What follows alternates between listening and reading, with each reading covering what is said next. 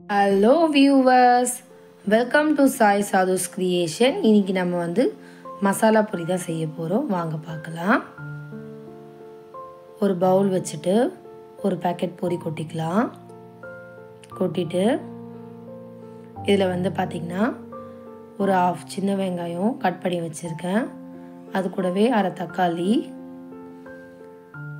கொஞ்சமா coriander leaves, கொத்தமல்லி இது எல்லாத்தையும் போட்டுக்கலாம்.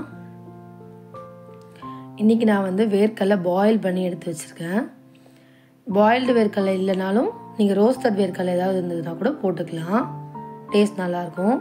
எனக்கு வந்து வேக வச்ச வேர்க்கடலை ரொம்ப பிடிக்கும், அதனால் நான் வந்து அதை சேர்த்துக்கிறேன்.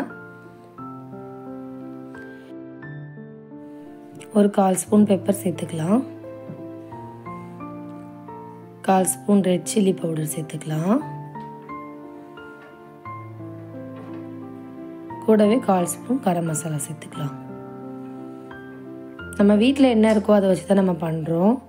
இப்போ சாட் மசாலாலாம் நம்ம வீட்டில் மோஸ்ட்லி நிறைய வீட்டில் இருக்காது, அதனால தான் இந்த ரேஷியோவில் நீங்கள் இதெல்லாம் சேர்த்துக்கிட்டிங்கன்னா அந்த சாட் மசாலாவோட டேஸ்ட் வந்து உங்களுக்கு வரும். இது எல்லாத்தையும் நம்ம ஒரு மிக்ஸ் பண்ணி விட்டுக்கலாம்.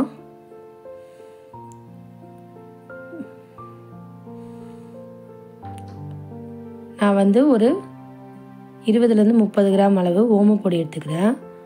ஓமப்பொடி இருக்கிறவங்க ஓமப்பொடி போட்டுக்கோங்க. வீட்டில் ஏதாவது மிக்சர் ஏதாவது இருந்தால் கூட ஆல்டர்னேட்டாக மிக்சர் அந்த மாதிரி ஏதாவது சேர்த்துக்கோங்க. இது எல்லாத்தையும் போட்டு நல்லா மிக்ஸ் பண்ணிவிட்டு ஒரு 1/2 லெமனை வந்து கொஞ்சமாக ஸ்வீஸ் பண்ணி மிக்ஸ் பண்ணிக்கலாம்.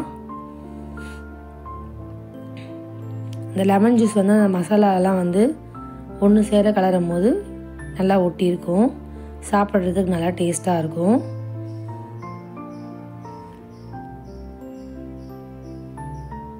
நம்ம மசாலா பொரி ரெடி ஆயிடுச்சு.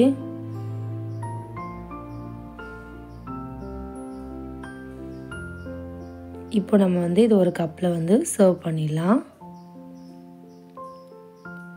பொரி வந்து ரொம்ப லைட் ஃபுட்டுங்க, யார் வேணால் எடுத்துக்கலாம். குழந்தைங்களுக்கு வெறுமனையாக கொடுக்கறதுக்கு பதிலாக இந்த மாதிரி செஞ்சு கொடுத்தீங்கன்னா ஆனியன், டொமேட்டோ இதோடைய சத்தும் சேர்த்து கிடைக்கும். பிடிச்சிருந்தா ஒரு லைக் பண்ணுங்கள், கமெண்ட் பண்ணுங்கள், சப்ஸ்கிரைப் பண்ணுங்கள். தேங்க்யூ.